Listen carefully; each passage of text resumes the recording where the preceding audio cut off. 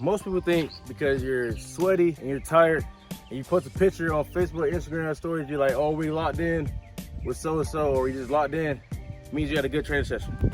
This is why this is not a good training session.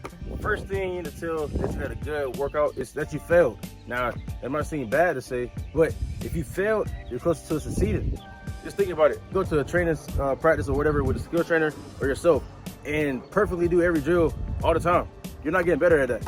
You want to miss key shots when you go full speed. You want to lose the ball when you do ball handling. Just get things rolling for you to be better. Quick story. I was training with Marcus Hodges, NBA skills coach.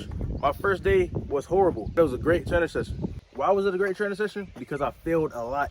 I learned new things.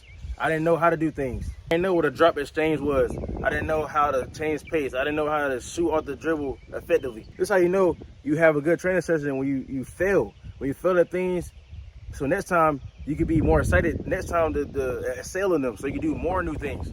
Second thing, you leave curious. What I mean by that is you succeed in a certain training session for that day. Now you're left curious at things that you do to add on to that counters. You can add more skills to that. Curiosity leads to success. Comment down below what you think a good training session is. And the third and last thing is you just leave wanting more. You have a great intense workout session with yourself or a partner or a coach, and you just left wanting more after the end of it. Because I know you engage certain things you haven't before, and you challenge stuff that you can improve in. This creates those rare type of players that are obsessed with getting better and obsessed with the game. On top of good training and skilled analysis while looking at film and become a student of the game, that will help you be one of the best players. All right, guys, this is a video. Make sure you like, comment, subscribe down below if you found this beneficial. Share this with a friend that's not putting in work. It's Innovate Trading. Let's innovate together.